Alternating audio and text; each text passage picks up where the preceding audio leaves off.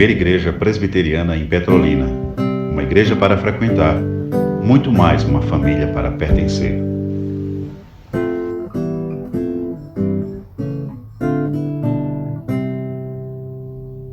Abramos a Bíblia Sagrada no Evangelho de Deus segundo Mateus, o capítulo 25, e vamos relembrar essa verdade dita pelo nosso amado Senhor e Salvador Jesus Cristo.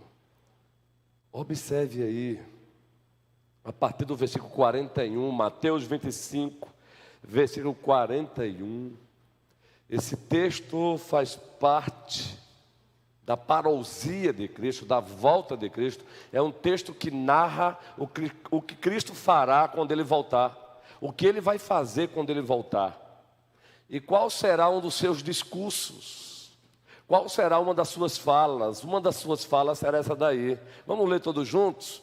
Então o rei dirá aos que estiverem à sua: apartai-vos de mim, malditos, para o fogo eterno, preparado para o diabo e seus anjos.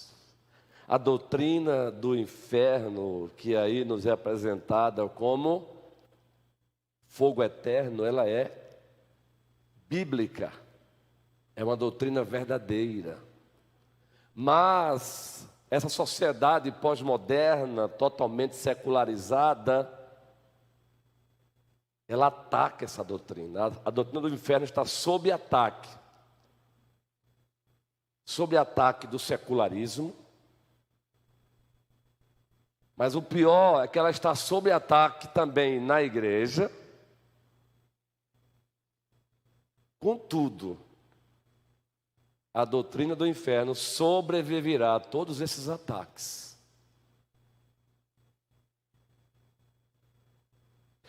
A doutrina do inferno está sob ataque do secularismo, porque os secularistas, ou eles não acreditam em Deus, são ateus, ou eles são politeístas, eles acreditam nos seus próprios deuses. Logo, eles não querem papo com o Deus das Escrituras, que é santo, santo e santo. Isaías 6. Como eles não querem papo com o Deus das Escrituras, que de fato é o único Deus vivo e verdadeiro, logo eles também não querem papo com a palavra dele, que lá em Gênesis 3 narra a queda. A pior tragédia debaixo do sol foi um subtema da nossa série. Eles não acreditam em Gênesis 3, que narra a pior tragédia debaixo do sol, a queda dos nossos pais Adão e Eva. Eles não acreditam no pecado original, eles não acreditam nos pecados atuais. Logo também eles abominam essa ideia de um Deus que vai julgar. Consequentemente, eles não querem nem papo com essa ideia de punição eterna, o que a Bíblia chama de fogo eterno, lago de fogo, segunda morte, morte eterna. Então, queridos, esse mundo secularizado, ele sempre vai atacar a doutrina do inferno. Agora, o que nos preocupa, e já falamos aqui há 8 dias, é que essa doutrina bíblica está sob ataque dentro da igreja. Razões é que nós encontramos pregadores que já foram dominados pelo canto da sereia, que eles mesmos dizem que pregar sobre isso não torna a igreja relevante.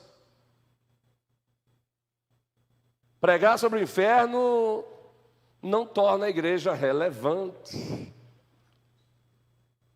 Porque uma igreja relevante é uma igreja que dá o que as pessoas querem. Uma igreja relevante é uma igreja que existe para massagear os egos. Uma igreja relevante é uma igreja que levanta altares para os seus próprios deuses. Então, falar sobre o inferno, alguns pregadores estão dizendo: Não é mais possível em pleno século XXI. O homem pós-moderno já sofre demais, então falar sobre a doutrina do inferno espanta. A segunda razão, já trabalhamos aqui, vivemos numa outra cultura. Vivemos numa outra cultura. Não é possível estar pregando sobre isso no púlpito. Irmão, nós temos, não brinque não, que alguns não têm coragem de falar. Mas basta o pastor pregar um sermãozinho mais duro e você vê o semblante de alguns. Se pudesse, arrancavam a cabeça do pastor. Eu estou dando apenas exemplos ilustrativos. Não, isso não vai tornar a igreja relevante. Isso vai impedir que a igreja cresça. Não, isso vai... Não, porque a doutrina do inferno abraçam até o discurso das ideologias, promove a cultura do ódio, o discurso do ódio, que agora virou moda agora. Dizer que a grama é verde agora é a cultura do ódio. Dizer que A é A e B é B agora é a cultura do ódio. É a deturpação da linguagem. As pessoas usam os mesmos vocábulos bíblicos, mas com outros significados. Entende, minha querida? Mas, meus queridos, eu quero encerrar essa lição, porque já temos mais de 3 domingos com ela, dizendo que, apesar do ataque sofrido pela sociedade secularista, apesar dos ataques sofridos dentro da igreja ou na igreja, a doutrina vai sobreviver. Sabe por quê? Porque ela é real. E ela é real porque Deus é real. Ela é real. Abramos a Bíblia Sagrada aí, por favor. Observem na lição 4 aí, você está com a sua revista aí.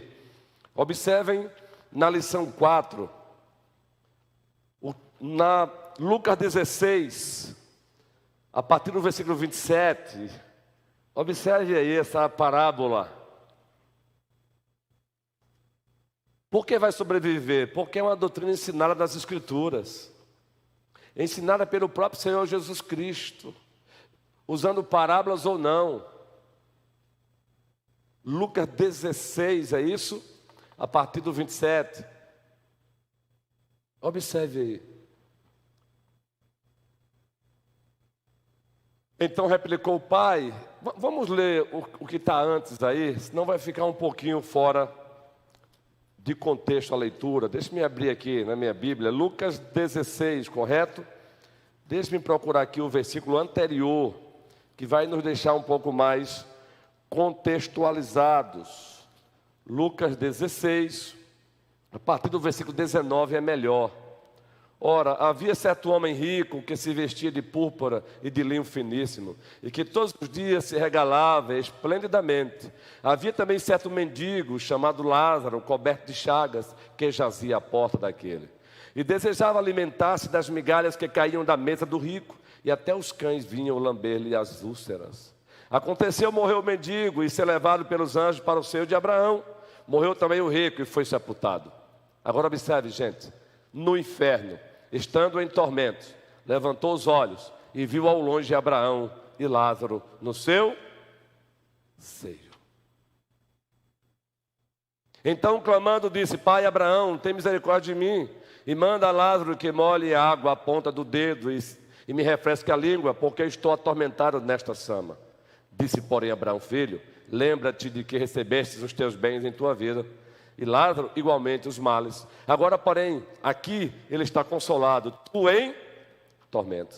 E além de tudo, está posto um grande abismo entre nós e vós, de sorte que os que querem passar daqui para vós outros não podem, nem o de lá para passar para nós. Então replicou-lhe: Pai, eu te imploro que eu mandes a minha casa paterna, porque tenho 5 irmãos, para que eles dê testemunho, a fim de não virem também para este lugar de tormento. Respondeu Abraão: Eles têm Moisés e os profetas, ouçam-nos. Mas ele insistiu: Não, pai Abraão, se alguém dentre os mortos for ter com eles, arrepender-se-ão.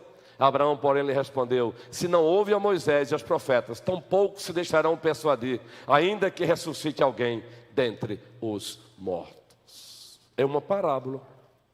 Os comentaristas, os hermeneutas, os melhores hermeneutas, eles discutem a ideia se foi uma história real que Cristo evocou, que Cristo trouxe à tona para que a partir dela verdades espirituais e eternas fossem pregadas, ou se foi apenas uma parábola, uma história que o próprio Cristo elaborou para que também a partir dela verdades espirituais e eternas fossem pregadas.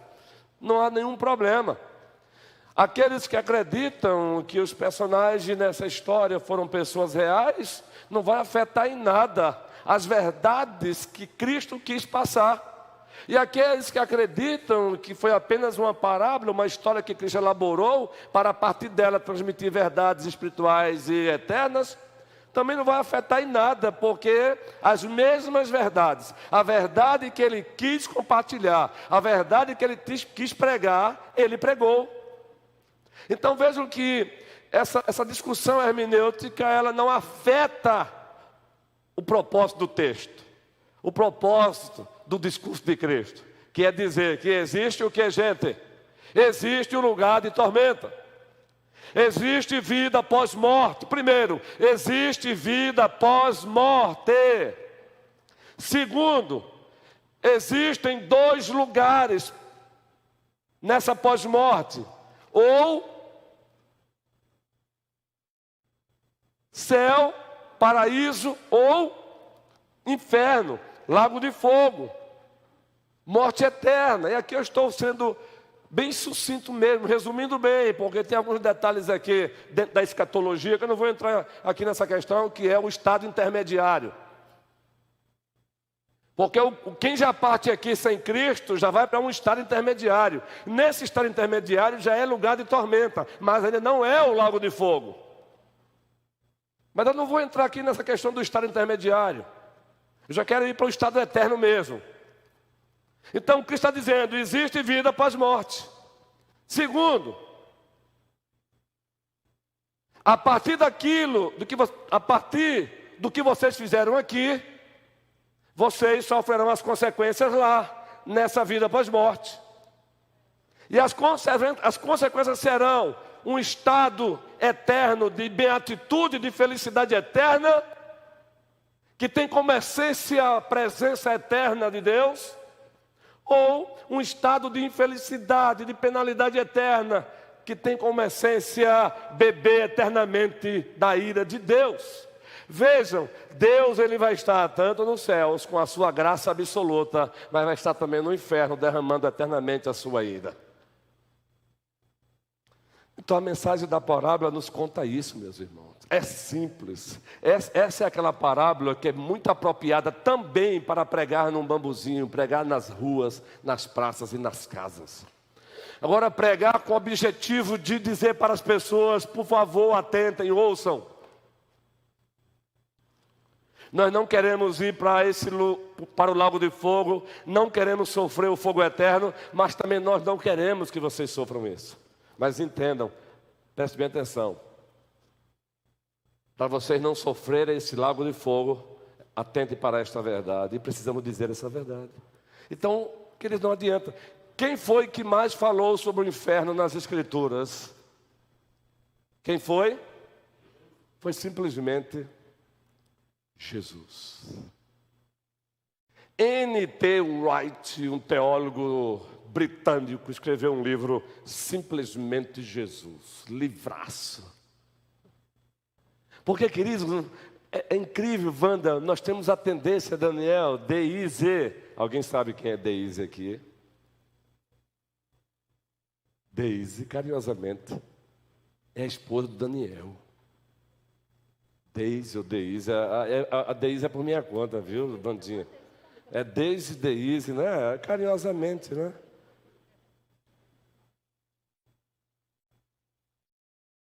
Deise, preste bem atenção. Essa é a grande realidade. Às vezes nós mesmos nos incomodamos com quem Cristo é.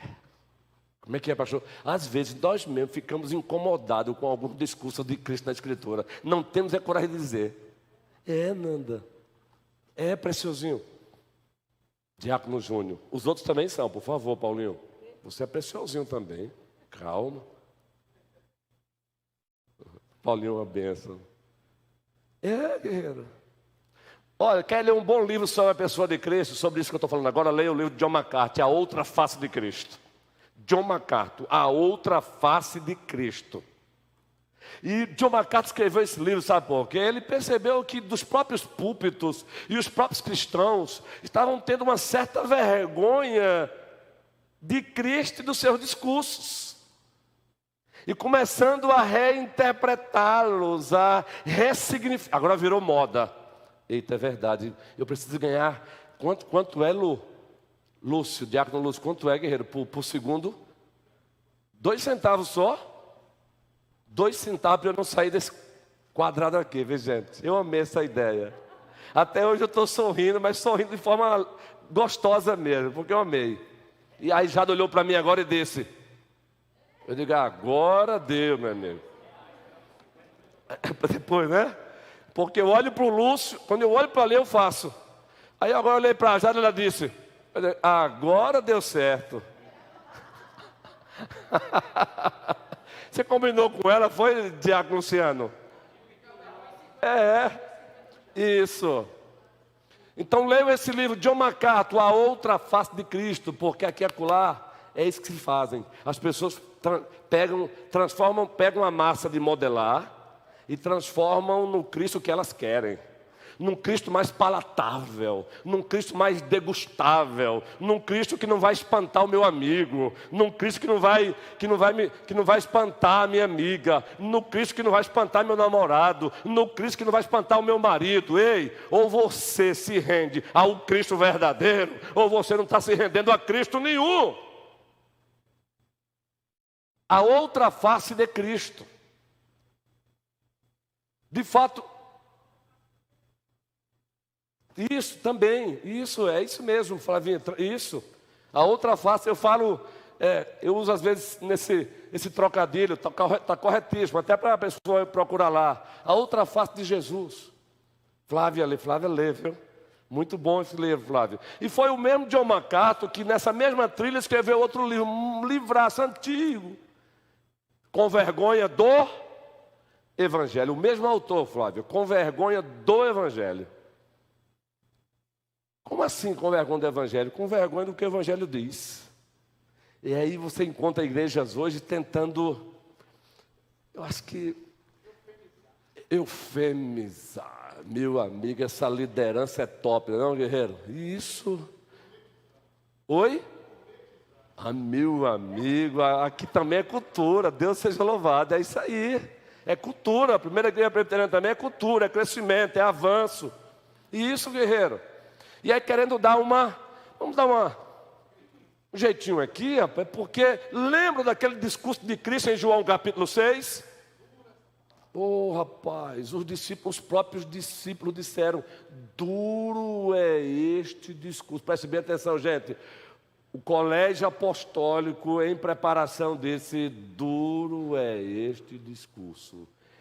E menino, se as paredes falassem...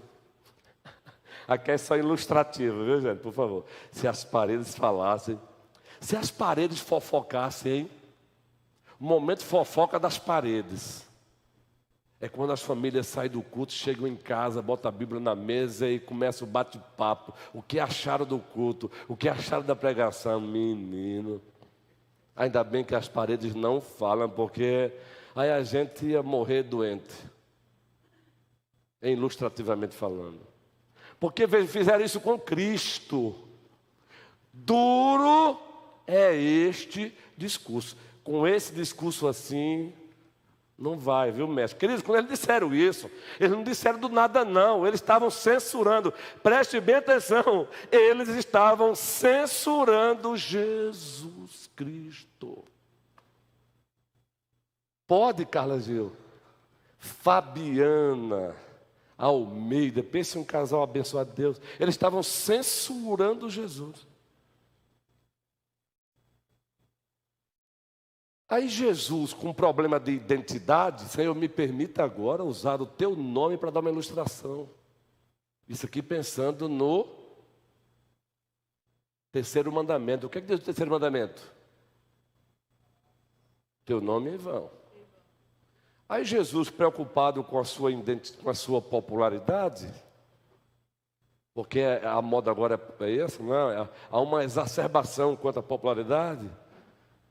Eu estou aqui fazendo um trabalho hipotético. O Jesus do século XXI, preocupado porque esse discurso baixou, ele não ganhou os likes que ele ganhou anteriormente. Ele ganhou um desses.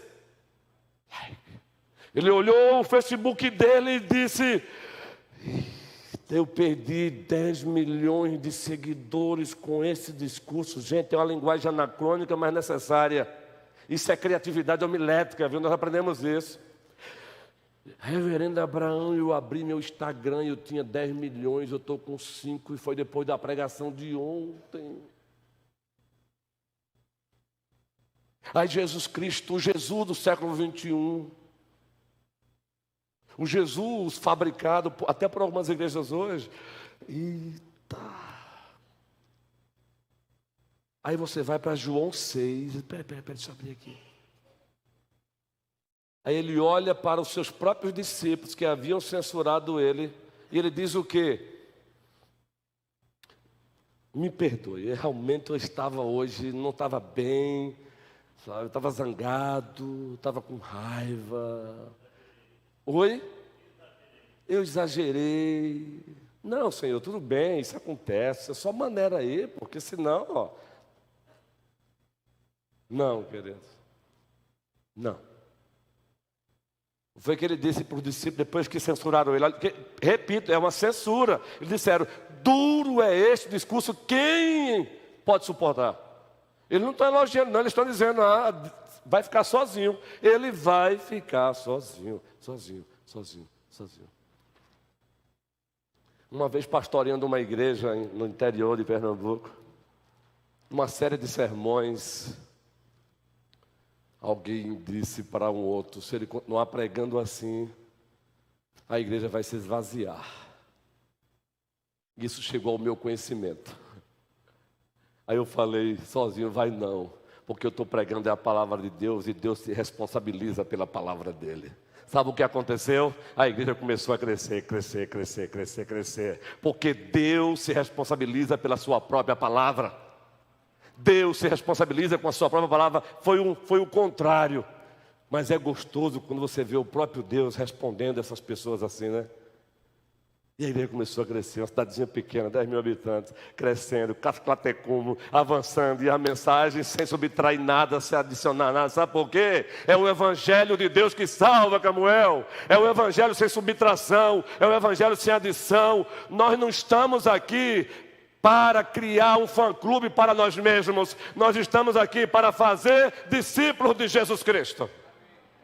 Receber carinho da igreja faz parte da cultura da honra. Ser honrado pela igreja faz parte da cultura da honra. Mas o nosso alvo, acima de tudo, é honrar o nosso Deus. Sim, pastor, você não continuou, não. Foi o que ele disse para os discípulos. Que é isso? Assim também não. Eu quero uma reunião com a liderança. Rapaz, eu falei com o pastor e ele veio com essa conversa, não estava gostando não, meu irmão. A mensagem é, veja, não é a mensagem que é dura não, é você que é mole.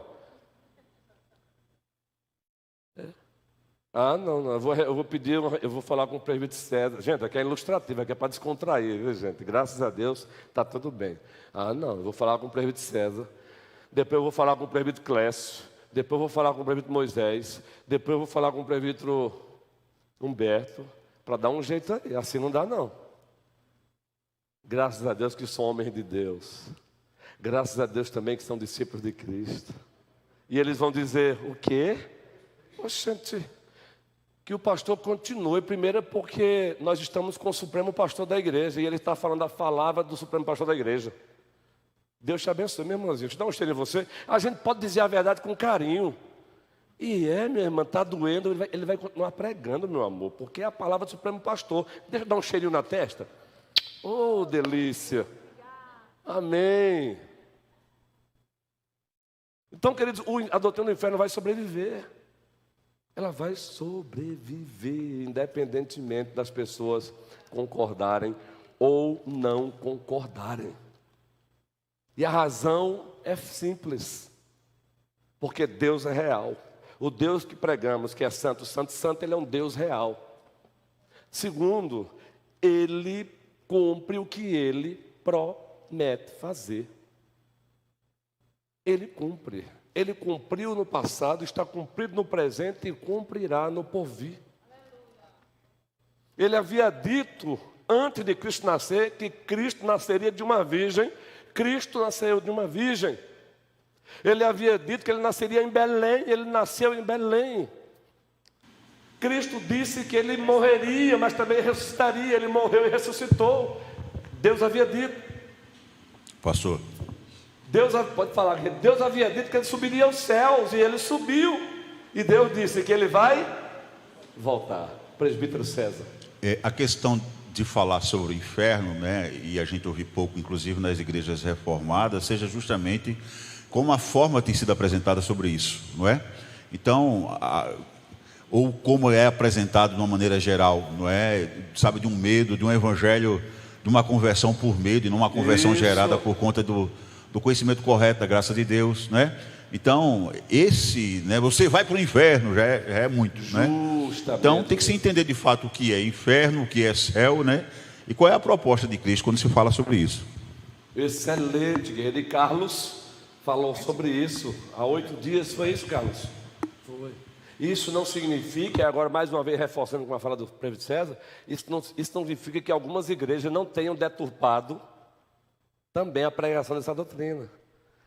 Usado de forma até falta de sabedoria, falta de bom senso, falta de amor. Até quando Cristo pregou a doutrina do inferno, ele pregou carregado de quê, gente? Preste bem atenção, pode até chocar, né? Quando ele pregou a doutrina do inferno, ele pregou para quê? Uma expressão de quê? Justamente, manifestação de amor, para dizer, eu não quero que vocês corram para lá. Quando um pai diz para o filho, ali tem um abismo, saia daí. Ele fala a primeira vez, meu filho, aí tem um abismo, saia daí. O menino ouviu a segunda vez, não atendeu. Aí o pai agora corre, pega o braço e faz assim. É ódio ao filho? É o que é isso? Então, quando Cristo falou sobre o inferno, ele falou porque ele disse, eu vim para livrar você de lá.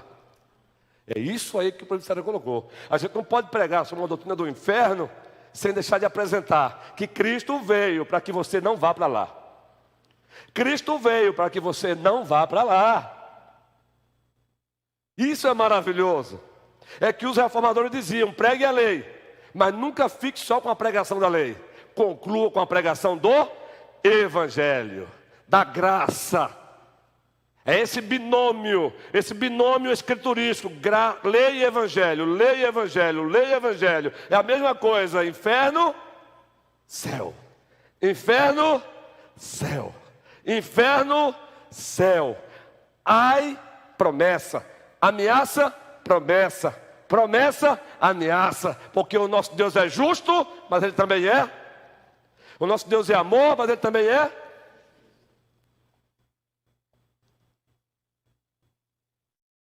Isso é tão verdadeiro que se Ele quisesse mandar todo mundo para o inferno, Ele não teria enviado Cristo. E nem era injusto. Então, meus irmãos, a doutrina sobreviverá. E não pense que é uma doutrina que você prega dando risada, não. Porque nós temos famílias. Nós temos parentes que já partiram. Eu não sei você, mas quando o presbítero Aldo, quando eu estou estudando sobre esse assunto em casa, eu lembro de alguns membros da minha família sanguínea. Eu não sei qual vai ser o veredito final, eu não sei. Absoluto. Eu só sei de alguns fatos. Dá um calafrio no corpo. Dá um calafrio. Presbítero Aldo,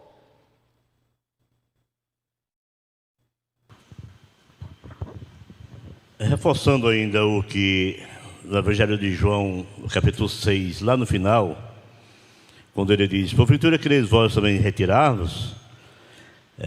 Se a gente for fazer uma ponte, uma ligação com outro texto, quando os meros espectadores que acompanhavam Jesus e viam os milagres, especialmente na multiplicação, que desfrutaram dos pães e peixes que ele multiplicou, ele passou para outra margem e eles pegaram os barcos e foram à procura de Jesus. Veja, para nós, digamos assim, que só conhecemos o exterior e não o interior, a gente poderia pensar, mas veja o fervor daqueles espectadores, das pessoas que o seguiam.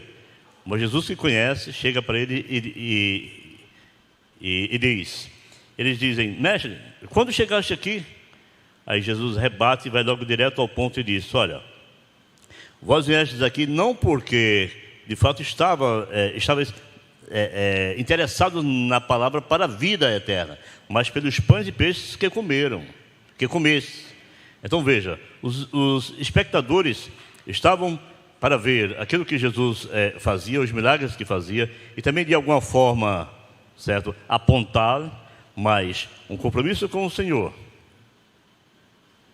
arrepender-se dos pecados e crer, na realidade, infelizmente eles não queriam. Então veja que faz uma ponte quando Jesus disse aos próprios discípulos: porventura quereis vós também retirar-vos? Por quê? Porque era duro o discurso.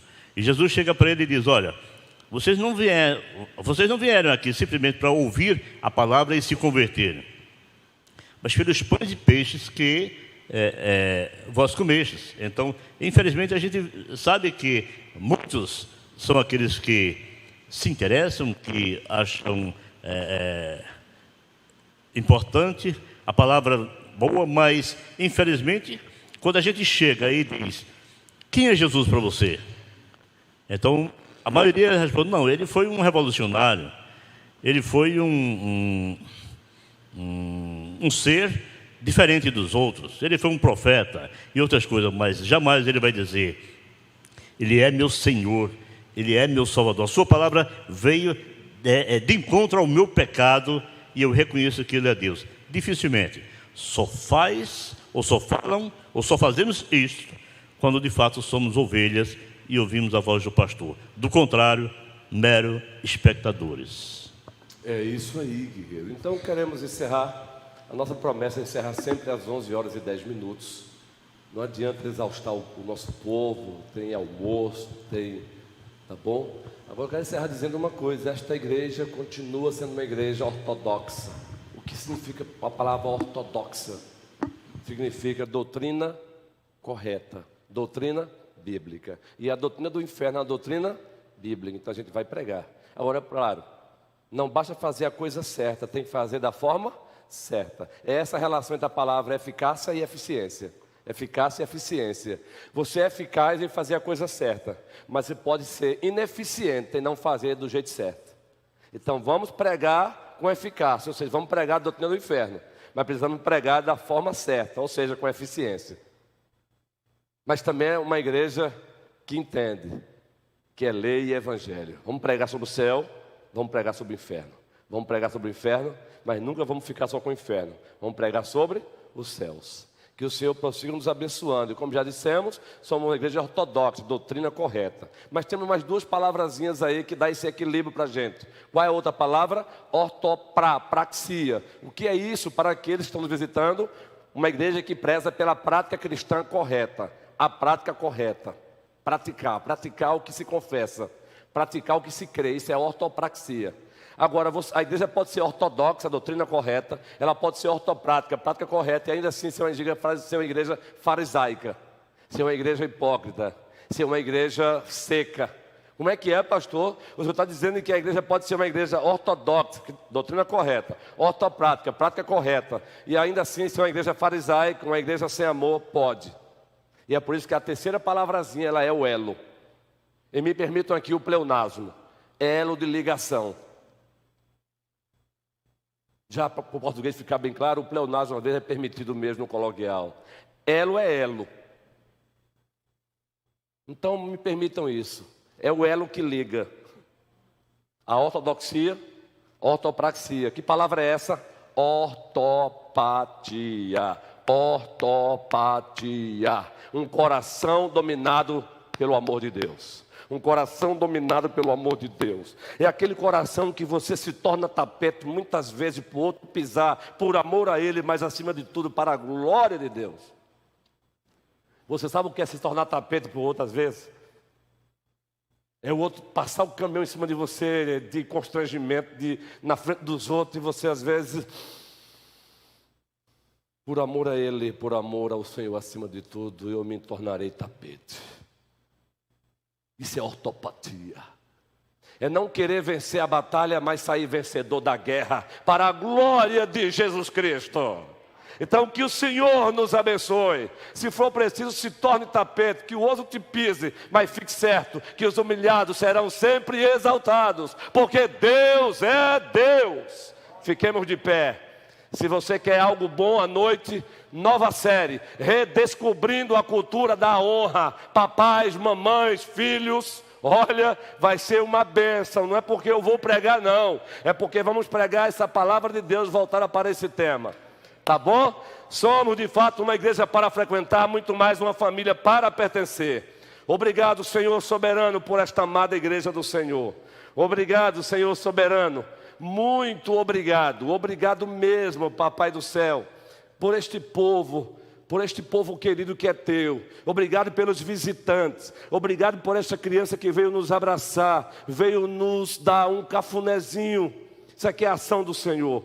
Obrigado porque, Senhor, carinho se planta, carinho se recebe. Confiança se planta, confiança se recebe. Louvado e exaltado seja o teu santo nome. Que esta amada igreja prossiga engajada na missão do Senhor, fazendo discípulos, plantando igrejas, expandindo o reino para a glória global de Jesus Cristo. Abençoa o Carlos, abençoa o Michelin e esse filhão deles que está aqui comigo. É no nome de Jesus Cristo que oramos. Toda a igreja diz... Amém.